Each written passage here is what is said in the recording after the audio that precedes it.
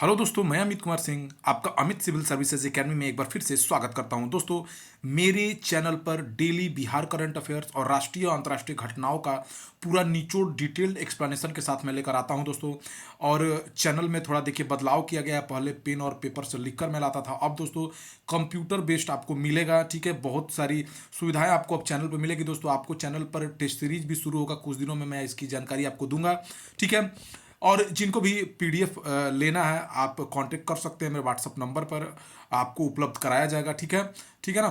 तो चलते हैं आज के पहले क्वेश्चन की तरफ हम लोग चलते हैं। ठीक है, और जो मेरे चैनल पर नए हैं जरूर चैनल को सब्सक्राइब कर लें दोस्तों। Very important current affairs Bihar का और नेशनल इंटरनेशनल करंट अफेयर्स आपको दोस्तों इसको पढ़ने के बाद एक भी क्वेश्चन आपसे छूटने वाला नहीं है, तो जल्दी से चैनल को सब्सक्राइब कर लें। ठीक है दोस्तों, चलते हैं आज पहले क्वेश्चन की तरफ। हाल ही में किसके द्वारा लिखी पुस्तक राष्ट्र नायक नरेंद्र मोदी राष्ट्रवाद से समाजवाद की ओर का विमोचन राज्यपाल राजेंद्र विश्वनाथ अलिंकर ने किया है? तो देखिए दोस्तों, डॉक्टर उषा विद्यार्थी द्वारा लिखित पुस्तक राष्ट्र नायक नरेंद्र मोदी राष्ट्रवाद से समाजवाद की ओर का पुस्तक का विमोचन जो है राज्यपाल राजेंद्र नाथ विश्वनाथ अलिंकर ने किया है।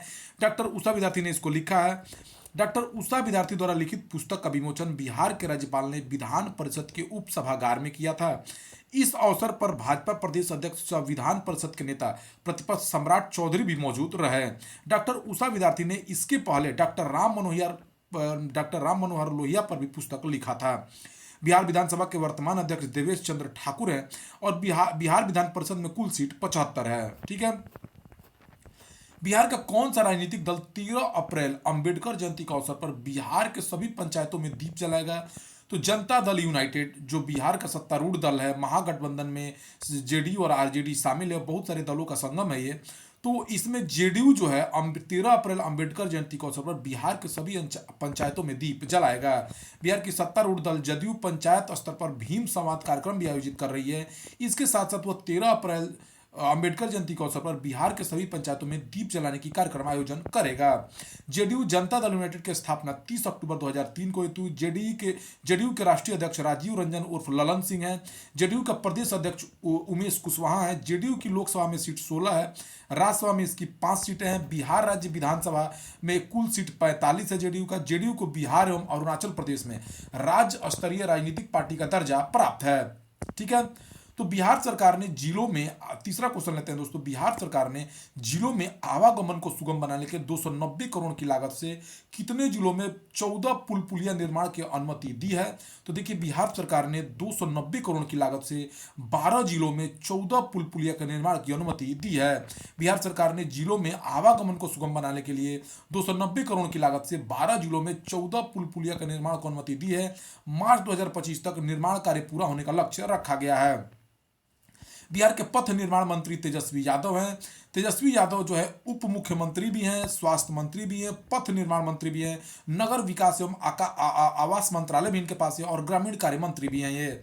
ठीक है, इसी तरह नीतीश कुमार जो मुख्यमंत्री हमारे, उनके पास सामान्य प्रशासन विभाग है, गृह विभाग है, मंत्रिमंडल सचिवालय है, निगरानी विभाग है और निर्वाचन विभाग नीतीश कुमार के पास है। बिहार के जीविका दीदियों ने भागलपुर के बिहूपुर में किस पौधे के फूल से शहद बनाया है? देखिए दोस्तों, जीविका दीदियों ने एक बहुत बड़ा प्रयोग किया है। उन्होंने जो सहजन के पौधे हैं, जब उसमें फूल लगते हैं तो उसके पास जो मधुमक्खी के बॉक्स है वहां पर रखें, जिससे बहुत सारी वहां पर मधुमक्खी से बने शहद बहुत सारे मिले हैं सहजन के पौधों से। तो बिहार की जीविका दीदियों ने भागलपुर के बिहूपुर में सहजन के पौधों के फूल से शहद बनाया है। जीविका दीदियों ने सहजन के पेड़ के नीचे शहद का बक्सा लगाकर 420 किलोग्राम शहद का उत्पादन किया है। भागलपुर के बिहपुर के शिवम महिला समूह से 32 सदस्य जुड़े हैं। जीविका दीदियों के द्वारा सहजन के अलावा लीची एवं सरसों का भी शहद का उत्पादन किया जाता है। बिहार के सभी अस्पतालों में जीविका दीदियों की रसोई चल रही है, जहां पर स्टॉल लगाकर शहद की बिक्री की जाएगी।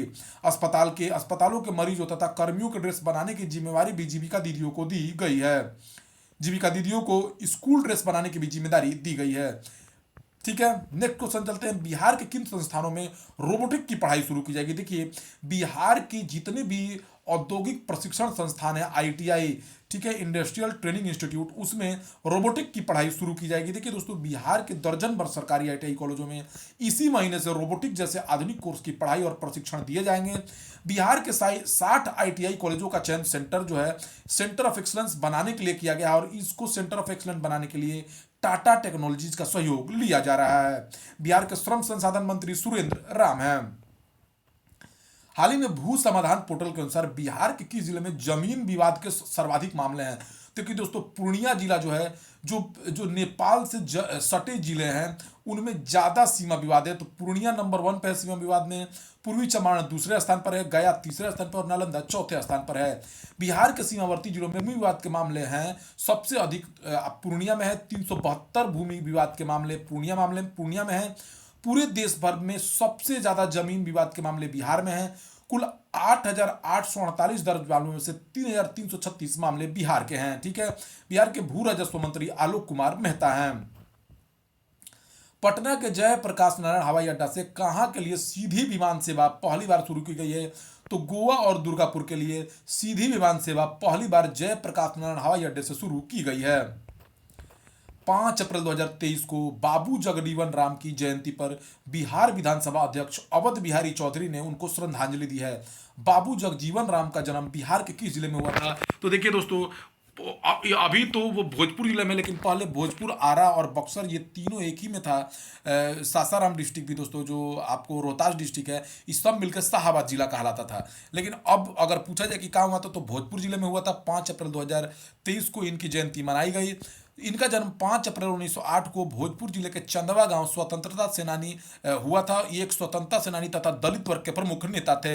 1977 में ये मोरारजी देसाई की सरकार में उप प्रधानमंत्री बनाए गए। इसके साथ साथ केंद्र सरकार में श्रम, संचार, रेल, कृषि और रक्षा मंत्री रहे हैं। कृषि मंत्री के रूप में हरित क्रांति के सूत्रधार रहे तथा रक्षा मंत्री के रूप में बांग्लादेश मुक्ति अभियान में भारत की विजय के सूत्रधार रहे हैं। ये 6 जुलाई 1986 को इनका निधन हो गया। ठीक है, बिहार विधानसभा में ये निर्विरोध निर्वाचित हुए थे। हाल ही में एक रिपोर्ट के अनुसार बिहार में किस वर्ष तक जल संकट गहरा सकता है? देखिए दोस्तों, 2050 तक बिहार भी उन राज्यों में शामिल हो जाएगा जहां पर जल समस्या गंभीर हो गई रहेगी। कृषि रोडमैप रिपोर्ट के अनुसार बिहार में 2001 में प्रति व्यक्ति सतही जल की उपलब्धता 1594 घन मीटर थी। 2017 में यह उपलब्धता घटकर 1213 घन मीटर रह गई है। 2025 में यह मात्र 1000 घन मीटर रह जाएगी और 2050 आते आते यह उपलब्धता मात्र 635 घन मीटर रह जाएगी।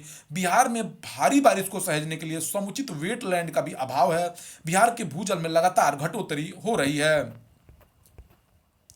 बिहार के हर घर नल योजना के तहत किनको जोड़कर योजना से वंचित परिवारों को इसमें शामिल किया जाएगा? तो देखिए दोस्तों, आंगनबाड़ी सेविका, आंगनबाड़ी सहायिका तथा जीविका दीदियों के माध्यम से जिन लोगों ने अभी तक हर घर नल योजना का लाभ नहीं उठाया है उनको समझाया जाएगा और उनको हर घर नल योजना से जोड़ा जाएगा। बिहार सरकार की हर घर नल योजना का शुभारंभ 28 अगस्त 2020 में हुआ था। मुख्यमंत्री नीतीश कुमार के हर घर नल जल योजना की मदद से पटना जिले के 871 वार्ड में हर घर में पानी पहुंच चुका है। बिहार के हर घर में शुद्ध पेयजल पहुंचाने की योजना से राज्य भर के 56,000 वार्ड में नल लगाने का लक्ष्य तय किया गया है। हर घर नल से जल योजना का लाभ लेने वाले परिवार को प्रति माह 30 रुपये शुल्क देना होता है। हर घर नल का जल योजना का उद्देश्य बिहार के हर नागरिक को बगैर किसी भेदभाव के स्वच्छ पेयजल उपलब्ध कराना है। नीतीश कुमार राज्य के 2 करोड़ परिवारों को उनके घर में पीने का साफ स्वच्छ पानी उपलब्ध कराना चाहते हैं, जिसे बिहार के लोगों के समेकित सहयोग से पूरा किया जाना है। इस योजना के तहत सभी घरों में पाइप का जल पहुंचाने और लोगों का हैंडपंप और पेयजल के अन्य साधनों पर निर्भरता समाप्त करने की कोशिश की जा रही है। बिहार के किन संस्थानों में नशा के खिलाफ अभियान चलाएगा? तो बिहार के जितने भी मेडिकल कॉलेज और अस्पताल हैं वहां पर नशा के खिलाफ अभियान चलाया जाएगा। बिहार के स्वास्थ्य मंत्री अभी कौन है दोस्तों? तो बिहार के स्वास्थ्य मंत्री हमारे तेजस्वी यादव हैं, जो उप मुख्यमंत्री भी हैं। ठीक है, तो याद रखिए, बिहार के सभी मेडिकल कॉलेजों में क्या चलाया जाएगा? नशा मुक्ति अभियान चलाया जाएगा। तो ये अच्छी योजना है। नेक्स्ट चलते हैं दोस्तों, जल जीवन सर्वेक्षण जनवरी 2023 का रैंकिंग में देश भर में बिहार का कौन सा जिला प्रथम स्थान पर आया है? तो दोस्तों देखिए, समस्तीपुर ने इतिहास रचते हुए जल जीवन सर्वेक्षण के रैंकिंग में नंबर 1 स्थान प्राप्त किया। दूसरे नंबर पर शेखपुरा है, तीसरे नंबर पर सुपौल और बांका चौथे नंबर पर है। भारत सरकार के जल शक्ति मंत्रालय एवं पेयजल और स्वच्छता विभाग द्वारा कराए गए जल जीवन कार्यक्रम के सर्वेक्षण के बाद जारी की गई जनवरी 2023 की राष्ट्रीय रैंकिंग में बिहार के समस्तीपुर जिले ने पूरे देश में प्रथम स्थान प्राप्त किया है।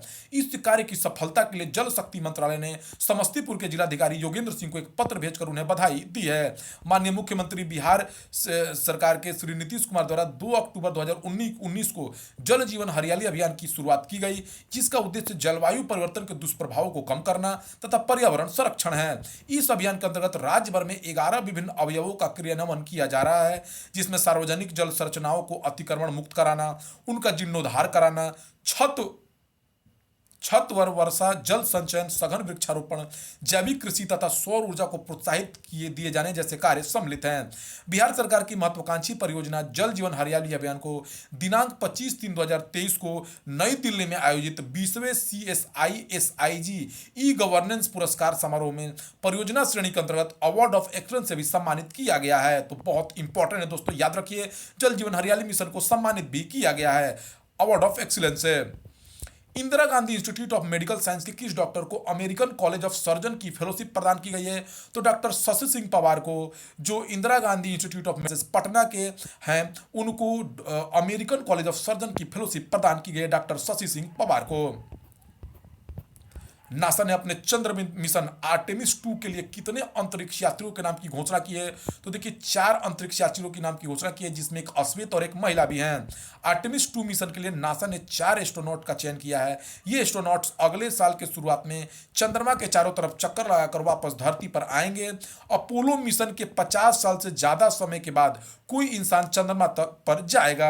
आर्टेमिस 2 एक फ्लाई बाई मिशन है, यानी एस्ट्रोनॉट्स ओरियन स्पेसक्राफ्ट में बैठकर चंद्रमा के चारों तरफ चक्कर लगाकर धरती की तरफ वापस चले आएंगे। इसमें 4 लोग कौन कौन है? क्रिस्टीना एच कोच हैं, मिशन स्पेशलिस्ट अमेरिका की हैं, जेरेमी हेंसन कनाडा के हैं, विक्टर ग्लोवर पायलट अमेरिका के हैं और ली वाइसमैन कमांडर अमेरिका की हैं।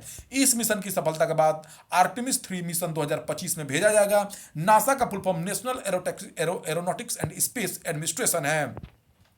ये अमेरिका की अंतरिक्ष एजेंसी है। स्थापना इसका 29 जुलाई 1958 को हुआ था। ठीक है, next question, FICCI ladies organisation के 40वें अध्यक्ष के रूप में किसने पदभार ग्रहण किया दोस्तों? तो सुधा शिव कुमार जो हैं फिक्की लेडीज ऑर्गेनाइजेशन के 40वें अध्यक्ष के रूप में पदभार इन्होंने ग्रहण किया है। फिक्की का full form federation of Indian chambers of commerce and industry होता है। फिक्की की स्थापना 1927 में हुई थी। इसके अध्यक्ष संजीव मेहता हैं। हाल ही में भारत के किस खिलाड़ी ने आईपीएल में अपने 5000 रन पूरे किए हैं? तो देखिए दोस्तों, हाल ही में महान खिलाड़ी पूर्व भारतीय कप्तान महेंद्र सिंह धोनी ने आईपीएल में 5000 रन पूरे किए हैं। चेन्नई सुपर किंग्स के कप्तान एमएस धोनी ने अपने आईपीएल करियर में एक और उपलब्धि हासिल करते हुए आईपीएल में अपने 5000 रन पूरे किए हैं। चेन्नई के एमए चिदम्बरम स्टेडियम में लखनऊ सुपर जॉयंट्स के खिलाफ खेले गए मैच के दौरान इन्होंने उपलब्धि हासिल की है। इसके साथ ही वह 5000 रन बनाने वाले भारत के 5वें बल्लेबाज बन गए हैं। इसके साथ ही वह आईपीएल इतिहास में 7वें सबसे ज्यादा रन बनाने वाले खिलाड़ी भी बन गए हैं। इससे पहले यह कारनामा विराट कोहली, शिखर धवन, डेविड वार्नर, रोहित शर्मा, सुरेश रैना और एबी डिविलियर्स कर चुके हैं। किस बैंक ने हाल ही में स्टार्टअप्स के लिए अपनी पहली ब्रांच खोली है? तो दोस्तों, हाल ही में बैंक ऑफ महाराष्ट्र ने अपनी स्टार्टअप के लिए पहली ब्रांच खोली है। बैंक ऑफ महाराष्ट्र ने पुणे में स्टार्टअप्स के लिए अपनी पहली ब्रांच खोली है। यह देश के स्टार्टअप को आगे बढ़ाने में मदद करेगी। इसके ब्रांच के उद्घाटन अवसर पर बैंक ऑफ महाराष्ट्र के कार्यकारी निदेशक आशीष पांडे भी उपस्थित थे। इस दौरान बैंक ऑफ महाराष्ट्र ने स्टार्टअप के लिए सक्रिय वित्त पोषण के लिए सिडबी वेंचर कैपिटल के साथ एक समझौता ज्ञापन पर भी हस्ताक्षर किया है। सुजुकी मोटरसाइकिल इंडिया ने किसे नया मैनेजिंग डायरेक्टर नियुक्त किया दोस्तों? तो देखिए, सुजुकी मोटरसाइकिल इंडिया के नए मैनेजिंग डायरेक्टर केनिची उमेदा बने हैं। कौन बने हैं? Kenichi उमेदा। Suzuki motorcycle India private limited ने केनिची उमेदा को कंपनी का नया एमडी एंड सीईओ नियुक्त किया है। उमेदा ने सातोशी उचिदा का स्थान लिया है, जिनका कार्यकाल हाल ही में पूरा हुआ है। उनके पास 27 से अधिक वर्षों से अधिक का अनुभव है। उन्होंने कंपनी के नए प्रबंध निदेशक के रूप में ग्राहक केंद्रित सुविधाओं को प्राथमिकता देने की बात कही है। कौन सा अफ्रीकी देश अपना पहला operational you earth observational satellite launch करेगा? तो केनिया दोस्तों अपना ताइपा वन जो है ताइपा वन जो है अपना ऑब्जर्वेशनल सैटेलाइट लॉन्च करेगा केनिया। ठीक है, अफ्रीकी देश केनिया हाल ही में अपना पहला operational you earth observation satellite launch करेगा, जिसे टाइपा वन सैटेलाइट नाम दिया गया है। केनिया स्पेस एजेंसी 11 अप्रैल को कैलिफोर्निया में वेडनबर्ग स्पेस फोर्स बेस से स्पेस एक्स फाल्कन 9 रॉकेट से अपने सैटेलाइट को लॉन्च करेगा। केनिया का रक्षा मंत्रालय के अनुसार यह सैटेलाइट कृषि और खाद्य सुरक्षा के सहित विविध क्षेत्रों के लिए डेटा प्रदान करेगा। केनिया एक पूर्व अफ्रीकी देश है, इसकी राजधानी नैरोबी है। भारत डायनामिक्स लिमिटेड ने अपनी न्यूनतम तीसरी पीढ़ी के किस man portable anti tank guided missile का फील्ड फायरिंग परीक्षण सफलतापूर्वक पूरा किया है। तो देखिए दोस्तों, भारत डायनामिक्स लिमिटेड ने अपनी न्यूनतम तीसरी पीढ़ी की man portable anti tank guided missile Amogha 3 का फील्ड फायरिंग का सफलतापूर्वक परीक्षण किया है। ठीक है, अमोघा 3 मिसाइल को integrated guided missile development programme के तहत स्वदेशी रूप से विकसित किया गया है। यह तीसरी पीढ़ी की फायर एंड फॉरगेट एंटी टैक दागो और भूल जाओ एंटी टैक गाइडेड मिसाइल है।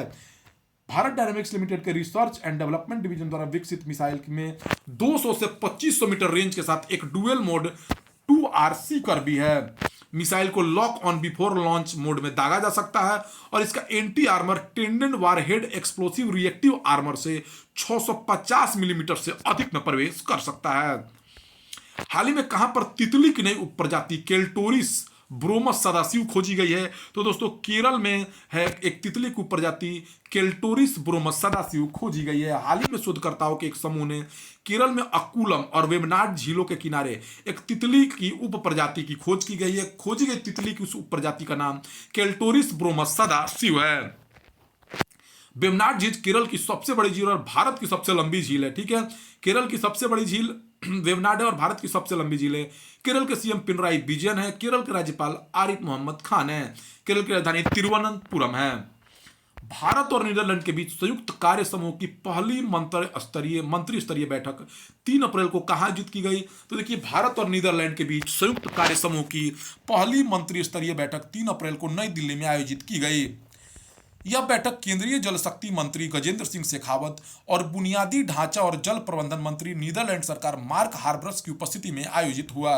अप्रैल 2021 में भारत और नीदरलैंड के प्रधानमंत्रियों के बीच एक आभासी बैठक के दौरान रणनीतिक जल साझेदारी की शुरुआत की गई थी। साझेदारी द्विपक्षीय जल सहयोग का विस्तार करने के लिए आवश्यक प्रोत्साहन प्रदान करती है। नीदरलैंड विभिन्न जल संसाधन परियोजनाओं में उत्तर प्रदेश, दिल्ली, गुजरात, पंजाब, पश्चिम बंगाल, तमिलनाडु, केरल और महाराष्ट्र सहित विभिन्न राज्यों और नगरपालिकाओं के साथ जुड़ा हुआ है। दोनों देशों के बीच नदी संवेदनशील शहरों के लिए नदी शहर गठबंधन और नदी के कायाकल्प के लिए तकनीकी रूप से संचालित प्रकृति आधारित समाधान शामिल है। भारत नीदरलैंड अगर संबंधों की बात की जाए तो भारत और नीदरलैंड के बीच लोकतंत्र के साझा मूल्यों, कानून के शासन, मानवाधिकारों और दोस्ती के ऐतिहासिक बंधनों पर आधारित लंबे समय से मधुर और मैत्रीपूर्ण संबंध है। दोनों देश लोकतंत्र, बहुलवाद और कानून के शासन के सामान्य आदर्शों को साझा करते हैं। द्विपक्षीय संबंधों को मजबूत आर्थिक और वाणिज्यिक संबंधों द्वारा चिन्हित किया गया है। नीदरलैंड ने अंतर्राष्ट्रीय सौर गठबंधन के फ्रेमवर्क समझौते पर हस्ताक्षर भी किया है। 64वां हस्ताक्षरकर्ता सदस्य बना है नीदरलैंड। नीदरलैंड में 200 से अधिक भारतीय काम कर रहे हैं। ठीक है, नीदरलैंड में 200 से अधिक भारतीय कंपनियां काम कर रही है। वित्त वर्ष 2018-19 में कुल द्विपक्षीय व्यापार 6.28 बिलियन अमेरिकी डॉलर था। ब्रिटेन, जर्मनी और बेल्जियम के बाद नीदरलैंड यूरोपीय संघ में भारत का चौथा सबसे बड़ा व्यापारिक भागीदार था। नीदरलैंड, जिसे हॉलैंड के नाम से भी जाना जाता है, उत्तर पश्चिमी यूरोप में स्थित एक देश है। सम्राट यहाँ के किंग विलियम अलेक्जेंडर हैं। प्रधानमंत्री मार्क रूटे हैं। राजधानी एम्स्टर्डम है और मुद्रा यूरो है। प्रधानमंत्री नरेंद्र मोदी ने 4 अप्रैल को एक वीडियो संदेश के माध्यम से आपदा प्रतिरोधी अवसंरचना ICDRI 2023 पर 5वें अंतर्राष्ट्रीय सम्मेलन को संबोधित किया है। इस साल के सम्मेलन के लिए CDRI की थीम क्या थी? तो डिलीवरिंग रेजिलियंट एंड इनएक्सक्लूसिव इंफ्रास्ट्रक्चर इसकी थीम है। डिजास्टर रेजिलियंट इंफ्रास्ट्रक्चर के बारे में आप जान लीजिए। CDRI के बारे में भारत ने आधिकारिक तौर पर 23 सितंबर 2019 को न्यूयॉर्क में 2019 संयुक्त राष्ट्र जलवायु कार्रवाई शिखर सम्मेलन में CDRI का शुभारंभ किया था। यह देशों, संयुक्त राष्ट्र एजेंसियों, बहुपक्षीय विकास बैंकों, निजी क्षेत्र और शैक्षणिक संस्थानों के एक अंतर्राष्ट्रीय गठबंधन है। ठीक है, इसका उद्देश्य आपदा प्रतिरोधी बुनियादी ढांचे को बढ़ावा देना है। मुख्यालय इसका नई दिल्ली, भारत में है। संस्थापक देश Bharat, Australia, Bhutan, Fiji, Indonesia, Italy, Japan, Maldives, Mexico, Mongolia, Rwanda, Sri Lanka और यूनाइटेड किंगडम है। 13 देश इसमें शामिल हैं। किस देश ने निवेश और रोजगार को प्रोत्साहित करने के लिए गोल्डन लाइसेंस शुरू की है? तो दोस्तों देखिए, निवेश और रोजगार सृजन को प्रोत्साहित करने के लिए जो है बहरीन ने गोल्डन लाइसेंस शुरू किया है। बहरीन ने देश में निवेश और रोजगार सृजन को प्रोत्साहित करने के लिए गोल्डन लाइसेंस पहल की शुरू किया और इसका उद्देश्य बहरीन में बड़े पैमाने पर निवेश परियोजनाओं के साथ स्थानीय और विदेशी व्यवसायों को सुव्यवस्थित सेवाएं और लाभ प्रदान करना है। महत्वपूर्ण रणनीतिक परियोजनाओं और 50 मिलियन अमेरिकी डॉलर से अधिक के निवेश वाली कंपनियां या बहरीन में 500 से अधिक नौकरियां सृजित करने वाली कंपनियां लाइसेंस के लिए पात्र होगी। बहरीन में भारत की सबसे बड़ी प्रवासी आबादी है। देश में लगभग 3,50,000 भारतीय रहते हैं। यह फारस की खाड़ी पर पश्चिमी एशिया में स्थित एक द्वीप देश है। इसमें 50 प्राकृतिक द्वीप और 33 कृत्रिम द्वीप शामिल है, जिनमें बहरीन द्वीप सबसे बड़ा है। बहरीन की राजधानी मनामा है, जो देश के वाणिज्यिक और वित्तीय केंद्र के रूप में कार्य करती है। अधिकांश आबादी यहाँ की मुस्लिम है, जिसमें सुन्नी और शिया मुसलमान सबसे बड़े समूह हैं। ठीक है। महिला एवं बाल विकास मंत्रालय की दूसरी G20 एम्पावर बैठक कहाँ आयोजित की गई है? तो दोस्तों देखिए, यह तिरुवनंतपुरम में आयोजित की गई है। महिला एवं बाल विकास मंत्रालय की G20 एम्पावर बैठक। महिला एवं बाल विकास मंत्रालय ने महिला अधिकारिता, समानता और अर्थव्यवस्था के लिए जीत जीत, ठीक है, विषय के तहत तिरुवनंतपुरम केरल में दूसरी G20 एम्पावर बैठक शुरू की है। किस देश ने एमएफ हाइड्रा लिक्विड हाइड्रोजन पर चलने वाली विश्व की पहली फेरी शुरू की है? तो दोस्तों, नॉर्वे ने एमएफ हाइड्रा लिक्विड हाइड्रोजन पर चलने वाली विश्व की पहली फेरी शुरू की है। नॉर्वेजियन कंपनी नोलंड ने एमएफ हाइड्रा लिक्विड हाइड्रोजन पर चलने वाली विश्व की पहली फेरी शुरू की है। नॉर्वे की राजधानी ओस्लो है। मुद्रा यहाँ का नॉर्वेजियन क्रोन है। नॉर्वे का राजा नॉर्वे की हेराल्ड वी है और पीएम यहाँ के जोनस गहर स्टोर हैं। 4 अप्रैल को नई दिल्ली में जारी इंडिया जस्टिस रिपोर्ट 2022 के अनुसार कौन सा राज्य न्याय तक पहुंच प्रदान करने वाले राज्यों और केंद्र शासित प्रदेशों की सूची में सबसे ऊपर है? तो दोस्तों, कर्नाटक जो राज्य है वो जस्टिस रिपोर्ट 2022 के अनुसार न्याय तक पहुंच प्रदान करने और राज्यों और केंद्र शासित प्रदेशों में सबसे ऊपर है। कर्नाटक के मुख्यमंत्री बसवराज बोम्मई है। कर्नाटक के राज्यपाल थावरचंद गहलोत हैं। 4 अप्रैल को मनाया गया अंतर्राष्ट्रीय खान जागरूकता दिवस की थीम क्या है? तो माइंड एक्शन कैनॉट वेट। 4 अप्रैल को मनाया गया अंतर्राष्ट्रीय खान जागरूकता। टीआई राजस्थान की पहली महिला अध्यक्ष कौन बनी है? तो देखिए दोस्तों, टीआई का फुल फॉर्म जो है द इंडस इंटरप्रेनर्स है। ठीक है। सीनू झावर इसकी पहली 21 साल के इतिहास में पहली महिला है जो बनी है। सीनू झावर इसकी 1992 में स्थापित इंडस इंटरप्रेनर्स एक गैर लाभकारी संगठन है जो 14 देशों में 58 अध्यायों के साथ विश्व स्तर पर काम करता है। इसका मुख्य उद्देश्य उद्यमिता को बढ़ावा देना है और नए स्टार्टअप को शुरू करना है। राजस्थान के मुख्यमंत्री अशोक गहलोत हैं। राजस्थान के राज्यपाल कलराज मिश्र हैं। हाल ही में फिनो पेमेंट्स बैंक तथा किस आईपीएल टीम ने मिलकर डिजिटल बैंकिंग साथी के रूप में समझौता किया है? तो राजस्थान रॉयल्स और फिनो पेमेंट्स बैंक ने आईपीएल जो डिजिटल बैंकिंग साथी के रूप में समझौता किया है। क्षय रोगों टीबी के मामलों की व्यापकता का अनुमान लगाने के लिए देश स्तरीय गणितीय मॉडल विकसित करने वाला दुनिया का पहला देश भारत बना है। देखिए, हर एक साल 24 मार्च को वर्ल्ड टीबी डे मनाया जाता है। इस साल का टीबी का थीम है वी कैन एंड टीबी, हम लोग मिलकर टीबी को समाप्त कर सकते हैं। किस राज्य सरकार ने उच्च तापमान से निपटने के लिए देश में पहली बार और देश की सबसे बड़ी कूल रूफ पॉलिसी 2023-38 को लॉन्च किया? देखिए दोस्तों, तेलंगाना सरकार ने उच्च तापमान से निपटने के लिए पहली बार देश की पहली और देश की सबसे बड़ी कूल रूफ पॉलिसी 2023-38 को लॉन्च किया है। ठीक है। तो इसका मुख्य उद्देश्य लोगों को अधिक गर्मी पड़ रही है उससे राहत दिलाना है। तेलंगाना के मुख्यमंत्री के चंद्रशेखर राव है। तेलंगाना का राज्यपाल तमिलसाई सौंदरराजन है। किस राज्य की बसोहली पेंटिंग को जीआई टैग मिला है? तो जम्मू कश्मीर की बसोहली पेंटिंग को जीआई टैग मिला है। जम्मू कश्मीर के उपराज्यपाल मनोज सिन्हा हैं। किस राज्य में स्थित इरवुकुलम राष्ट्रीय उद्यान फर्नारियम स्थापित करने वाला पहला राष्ट्रीय उद्यान बना है? तो केरल में स्थित इरविकुलम राष्ट्रीय उद्यान फर्नारियम स्थापित करने वाला पहला राष्ट्रीय उद्यान है। फर्नारियम आर्किडेरियम के करीब पार्क के भीतर स्थित है और 20 अप्रैल से जनता के लिए खुल जाएगा। फर्नारियम का उद्देश्य आगंतुकों को पार्क की जैव विविधता के बारे में शिक्षित करना है। वनस्पतियों के एक अनोखे तरीके से प्रदर्शित करना भी इसका उद्देश्य है। फर्न पेड़ों से पानी और पोषक तत्वों को अवशोषित करके मिट्टी रहित वातावरण में स्वाभाविक रूप से विकसित होते हैं, जिनसे पार्क फर्नारियम के लिए एक आदर्श स्थान बन जाता है। भारतीय मूल के किस छात्र को इलिनियोस स्टेट यूनिवर्सिटी का शिक्षण पुरस्कार मिला है? तो विराज पटेल को इलिनियोस स्टेट यूनिवर्सिटी का शिक्षण पुरस्कार मिला है। तो दोस्तों यह रहा 5 अप्रैल 2023 का बहुत इंपॉर्टेंट वीडियो। ठीक है दोस्तों, जल्दी से जल्दी चैनल को सब्सक्राइब कर लीजिए, क्योंकि इससे इंपॉर्टेंट वीडियो करंट अफेयर्स आपको नहीं मिलने वाला दोस्तों। बिहार करंट अफेयर्स हो, नेशनल करंट अफेयर्स हो, सारे के सारे क्वेश्चन को ले आता है दोस्तों, छोड़ा नहीं जाता है कोई क्वेश्चन। और ऐसा ही एकदम लेटेस्ट अपडेट के साथ, ऐसा नहीं कि दोस्तों 2 दिन पहले क्वेश्चन, लेटेस्ट अपडेट के साथ आप मौजूद रहेंगे। आप देखते रहिए चैनल को। Thank you for watching my